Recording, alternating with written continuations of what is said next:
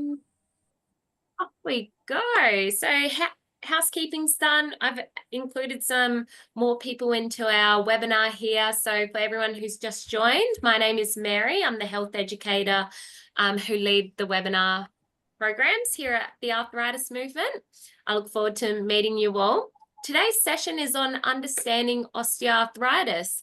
So I'm really interested to know how many of us here live with osteoarthritis or know someone who has osteoarthritis, and that's why you're here. Yeah. Few hands going up. Mm-hmm. Excellent. So hopefully today what we can do is help you understand the disease a little bit more. I think education is a big gap in the field, and hopefully we'll be able to answer any questions that may have been lingering for you since diagnosis or just with self-management. We'll talk about some of the common risk factors, what diagnosis entails, talk about some of those signs and symptoms, and then we get into the self-management. So we'll touch on exercise, nutrition, and then talk about some of our programs and services we offer here at the Arthritis Movement. If some of you aren't aware, we do have webinars that cover some of these self-management topics in a lot more detail. So we will have more nutrition webinars, exercise-based webinars, mental and emotional well-being webinars, and I will be talking about those a little bit later on. So just a general disclaimer, the presentation here contains really general information and advice. We make sure that everything we share with you is evidence-based, but it's not to substitute for individual treatment advice. So if you do have questions that relate to your individual treatment plans or your medical management, I will always advise you to go to your doctor, but in saying that, I'll do my best to help out with any questions you might have. I will start with just an acknowledgement of the traditional owners here. So we acknowledge the traditional custodians of the land on which we gather today. We pay our respects to their elders past and present and recognise their continuing connection to land, waters and culture. We extend this respect to all First Nations people and acknowledge their invaluable contributions to community knowledge and well-being. So we'll start here with opening up the floor to all of you here. What do you know about osteoarthritis? So Jude here. Yeah. Where do you want to begin? Because I learnt all about it from Arthritis New South Wales and Arthritis Queensland and Arthritis Movement. And I'm teaching my GP. And in retrospect, I've had arthritis for 40 years, but I did not know that. I just went to solve each joint problem as it arose. Yeah. And at some point the GP said, oh yeah, you've got, arthritis, try this, try that. And I'm doing. It's a very common experience. And I'm sure some of you there behind the screen are nodding your heads in agreement. It's a very universal experience. And I'm sure you've gone to the doctor and they have said before, you've got arthritis, you just have to live with it, or you just have to deal with it. Is that something that has been experienced by many here? Yeah. Can be very painful. We know that much. It's a very painful condition, can affect the hands at the joints below the fingernail. Okay, let's start. So arthritis, you can see its technical name, arthritis. It is a Greek word, and arthros means joint, itis means inflammation. So generally speaking, arthritis is a really broad term that encompasses conditions that cause a lot of joint pain, stiffness, swelling, and a decrease in joint mobility. So that's very typical characteristics of this disease. The two most common types of arthritis we have include osteoarthritis and rheumatoid arthritis. But in saying that, there are so many different types out there. But for today, we are going to focus on just osteoarthritis and what you need to know. We do hear, we often hear in the diagnostic process that arthritis is a sign of getting older. And this is just because it tends to affect a lot of older people, a lot more than younger people.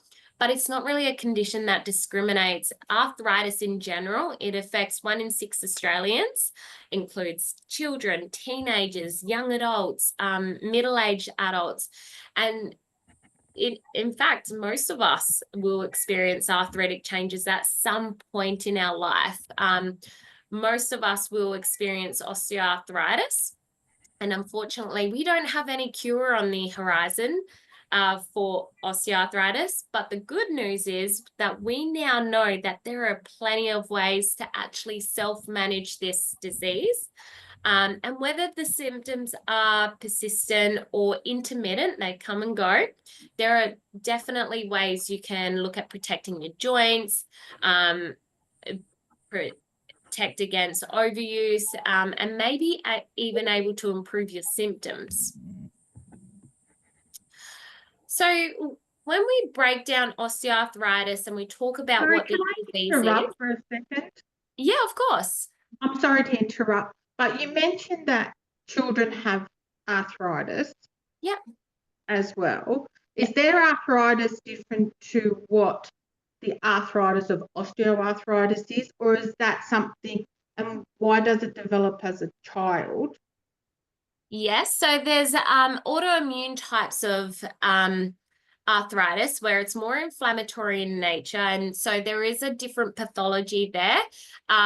It starts as an autoimmune disease. That's where we talk about juvenile idiopathic arthritis. Because it is a very separate disease with a very separate pathological processes, we won't go into detail about it today and here in this webinar, but I can stay online and chat with you a little bit later and answer some of those questions you might have about that specific type of arthritis. Yes, please. Thank you. So when we talk about osteoarthritis, we usually talk about education on the disease. We talk about education being one of the most important cornerstones of treatment. And to break it down, we show you this healthy knee joint here in comparison to an osteoarthritic knee. So when you have a healthy knee joint, you can see in the top here, you have the bones connected to tendons, which are connected to the muscles. The structures that we are most interested in when we're talking about osteoarthritis is this joint capsule here.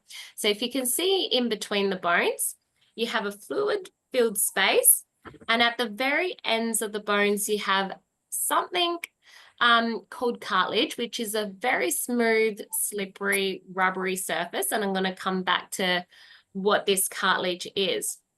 Its role in a joint is to basically cushion and absorb any shock. So when you're jumping up and down, you have your bones moving, it cushions and absorbs that shock. It distributes load. It allows for that smooth movement between the two bones.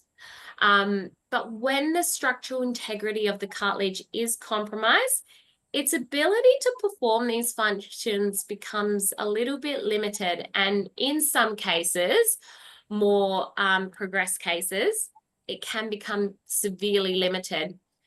And so how does cartilage integrity become damaged? And there are a few ways this actually happens. It can be damaged by too much inflammation in the body. It could be either too much or too little load. When we're talking about load, we're talking about movement, we're talking about exercise, weight-bearing exercises. So a too little exercise or too much weight being put on the joints. It could be a poor diet fueled by highly processed foods, and there are a lot more things that do play into this disease progression. And so in osteoarthritis, it's first important to know that it's not just a disease that affects this cartilage here, because we often hear about osteoarthritis being the disease of wear and tear. And when we talk about wear and tear, we're talking about the cartilage, but what's often left out is that it's a disease that actually affects the entire joint. So it affects the bones, it affects the cartilage, It affects the joint capsule, the lining of the joint capsule, which is called the synovium. You can see here in this top healthy knee joint, there's a synovium there. You can see there's changes in the fluid, changes to the tendons, the ligaments, the muscles. As we lose the integrity of this cartilage, the bone underneath can become vulnerable. It can begin to thicken and swell. It can cause the bone to even lose shape. And in some instances, bony spurs can form on the ends of the bones, which can create friction every time. So we see changes in not just the cartilage, but we see it in the joint capsule, we see it in the bones. We see also some loss of muscle around the joint, which can result in reduced support and reduced stability. And so there's a lot of different changes happening here, but what's important to know is it's not just a disease that affects us one day out of nowhere. It all occurs by a process of change, but it's the process that we can actually influence moving forward. So the cartilage I mentioned before, while it can be thought of as being that smooth, rubbery, slippery surface that cushions your bones, it can also be thought of as a giant sponge. So I want you to remember this when we get particularly into the topic of exercise. Why is it like a giant sponge? It needs fluid being pulled in and constantly squeezed out to help keep it nourished. So it's being pulled in, squeezed out, and how it does this is through movement. So as the cartilage compresses and it releases fluids, they move in, move out, and it's this mechanism that's vital for feeding the joint. It's essential for nourishing those structures. A very common question we get is, well, why do we get osteoarthritis? What causes it? And there are a lot of different reasons, and it does ultimately depend on what joints are affected. And so the knees are a common joint that is usually affected by things like weight, or it relates to injury in some way. For hand osteoarthritis, it could be because of genes or sometimes due to occupation, particularly those occupations that have required a lot of repetitive hand movement, or if you've ever been a builder or in a trade and you've been operating heavy machinery, where you've been exposed to prolonged vibrations and movement. There's a lot of different reasons we can get it. So when we talk about risk factors, usually we divide them into two different categories. One, non-modifiable, meaning just out of our control, or two, modifiable, being within our control. And, you know, past injury, age, sex, genetics, these are things that are important, but they're not really things we can go back, look at, or change. So I always prefer to focus on the things that are actually within our control and things we can do to take control of this disease. So we do sometimes start with addressing inaccurate beliefs and expectations, and we start with some very common ones. There is this idea that osteoarthritis is a bone-on-bone disease. And maybe we have this idea that our bones are rubbing together, or it's wear and tear, and therefore it's just going to get worse over time, especially as we get older. So it's going to be this progressive degradation. Sorry, I'll just remind everyone to switch their microphones off. Okay. There is this idea, if we maintain that in our brains from a mechanical perspective, it's not going to make a whole lot of sense to us as to why we might need to increase our exercise, why we might need to move more, despite how important they are for managing something like osteoarthritis. It can be particularly tricky for us to rationalize how strengthening the muscles above and below the knees could actually be helpful, especially if it's already at the stage of bone and bone and there's nothing that can be done. I'm not saying that these aren't valid things to think, because they absolutely are, but it's when these ideas and beliefs are so deeply instilled in us, it can actually affect the motivations moving forward to do the things we need to do to manage it, like exercise more, maybe look at healthy weight management.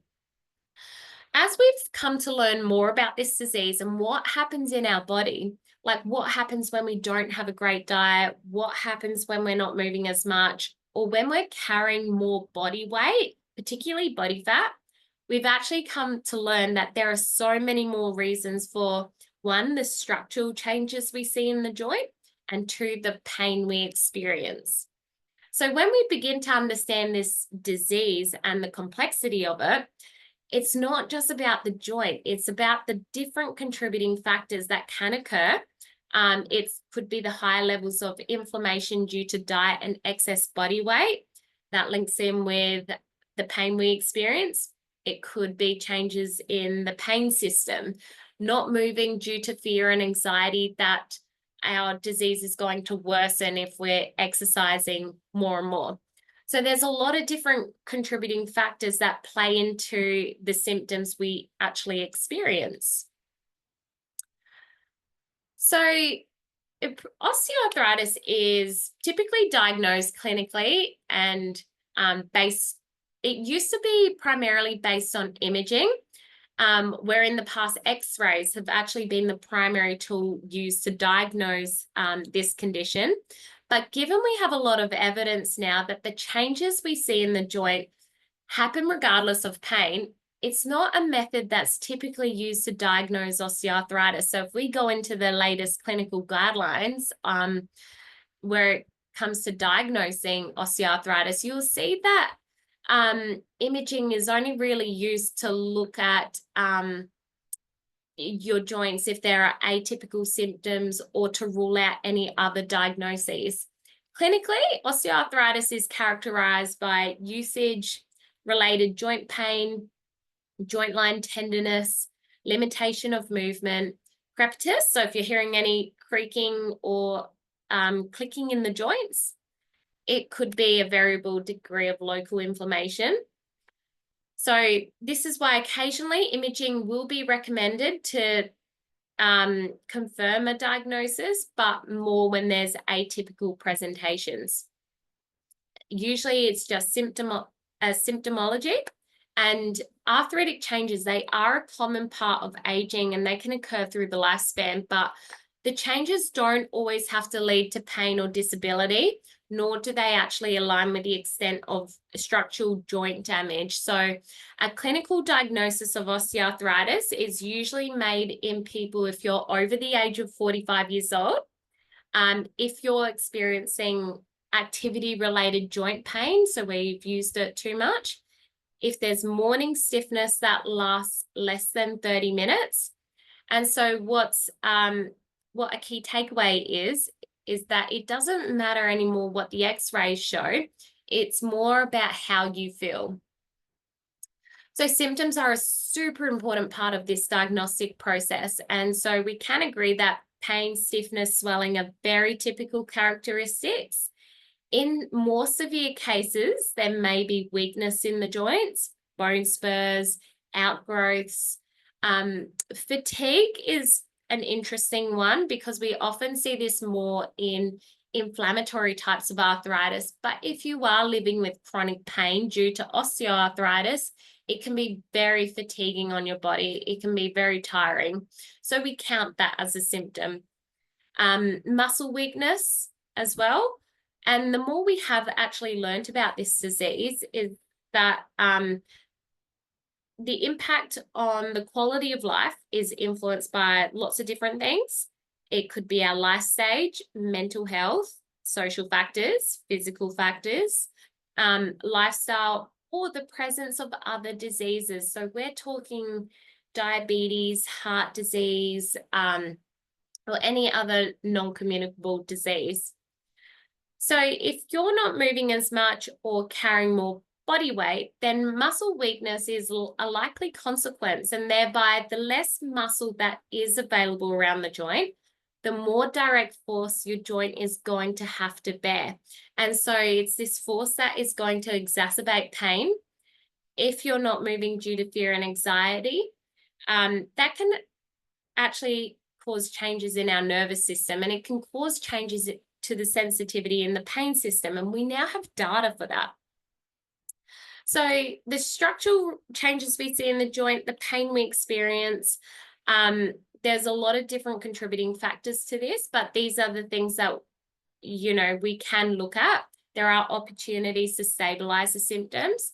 And this is why, if you've ever wondered why some people experience pain more than maybe yourself, or they're experiencing less pain than what you experience, it's because this disease is what we call a heterogeneous disease, meaning that these symptoms can vary for everyone. The pain severity can differ for everyone. How long the pain lasts, the stiffness, all these symptoms are so variable. And so pain is one of those things that's not necessarily the best outcome to actually reflect progression of the disease. And so it shouldn't be the reason you stop exploring the very different pain management strategies that exist for managing this. So the management of arthritis, it typically involves a very comprehensive approach. If we were to tailor an ideal plan of management that really everyone should be getting in care, the core treatments, we always include education, particularly education about the disease, what it is, and how you should be managing it yourself. We talk about the promotion of physical activity and therapeutic exercise. And then we also talk about weight management. So we have the grade A evidence that exists for these things. In every clinical guideline, these are things are consistently at the cornerstone of management. But of course, while we can be told it's as simple as exercising more or eating a little less or losing a little bit of weight, depending on how you present, there could be other ways you can actually tweak the management of your treatment. So if you have muscle weakness, then you should be focusing more on strengthening those muscles. If you're above a healthy weight, then you should be targeting weight loss combined with physical activity. And we have a lot of different evidence that actually suggests physio is great for everyone with arthritis, regardless of what type of arthritis you have. And so there's a lot of strong cases to make for these type of treatments. If there is increasing need of symptom relief, the management can actually extend to include the addition of things like TENS, manual therapies, braces, insoles, walking aids. There's a whole lot of assistive devices that actually exist to help with your daily activities. There's complementary medicines as well, which are subject to controversy, given that the evidence is very mixed. And then, you know, pain relief has its place as well. So analgesia, anti-inflammatory medication, and then there are some more stronger treatments available like corticosteroids. And so pain relief medication, it has its place. Especially if it means that's the only thing that's going to get you out of bed or get you to some social activities. There is grade A evidence that supports quitting smoking or vaping. If you haven't quit smoking, then that's a great start. And then if there's signs of psychological distress, then hopefully that's going to be addressed with either things like mindfulness, meditation therapy, or cognitive behavioral therapy. So the management of arthritis is really effective with a multidisciplinary approach that's tweaked to suit your individual needs and your requirements. And so you do have a healthcare team there that is available to support you. And so the first point of call is always going to be your GP, who can then link you in with a physiotherapist, exercise physiologist, dietitians, psychologists, maybe even occupational therapists. So a very common misconception I often come across is that using the joint will wear it out. And again, this is going back to that belief of wear and tear and using that language to describe the disease. can create a lot of fear and anxiety around movement. We've come to learn that if you think about what I told you with the sponge analogy, movement is really the only thing that's going to keep the tissues healthy and build their resilience. And so that's where we talk about really challenging those existing attitudes and beliefs towards your disease and also exercise.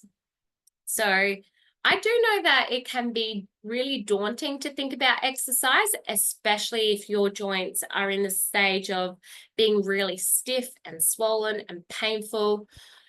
We do know that exercise is one of those only things that can actually help those symptoms get better and stabilize. Mechanical pressure and load are absolutely essential for cartilage movement because they're driving that fluid flow within the cartilage, which is essential for its nutrition and lubrication. So when that cartilage is under pressure, I want you to think back to that sponge. Think about that fluid flowing through it, helping support the load and reducing stress on the cartilage structure. In addition, it can also help with things like improving sleep. It can release endorphins, which are essentially related to that general feeling of well-being. And so the benefits of exercise go well beyond symptom management, can extend to improving quality of life and even long-term prevention of this disease worsening. So in future webinars, we will be talking more about exercise and how it actually helps a disease like osteoarthritis and the other types of arthritis that exist. Nutrition as well is one of those things that play a really incredibly important role in why a person might develop disease, but why it could continue to get worse.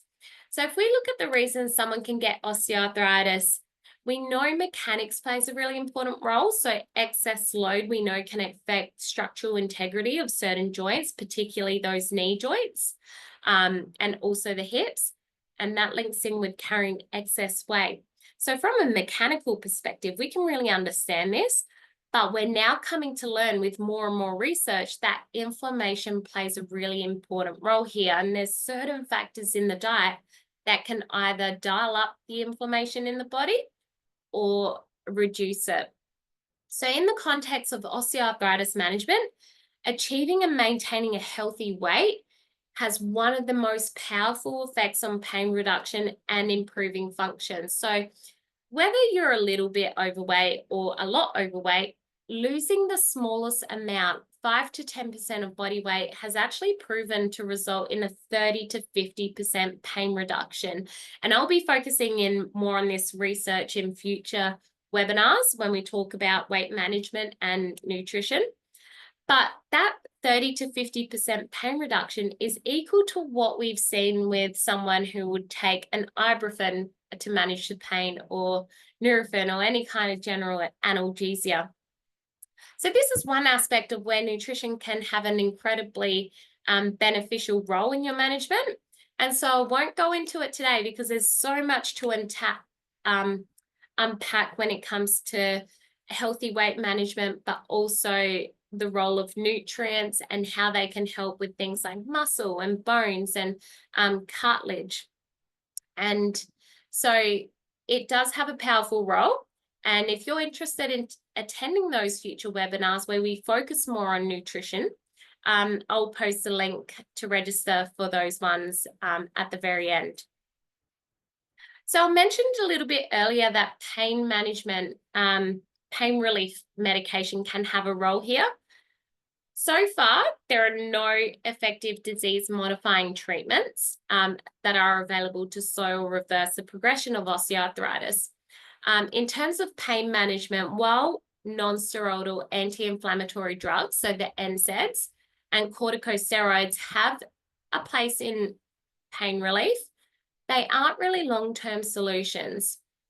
So I think it was about 10 years ago, paracetamol was actually that first-line analgesic that was recommended across every single guideline for osteoarthritis management. It's now no longer the first-line analgesic in our current guidelines, And it's just because we have so much research now that has suggested if you're comparing the effects against a placebo, say a sugar pill controlled study, it suggests that we don't actually get a clinically meaningful benefit. And so it's not actually going to provide any more benefit than a placebo. So that's why paracetamol is no longer that first line recommendation for pain relief.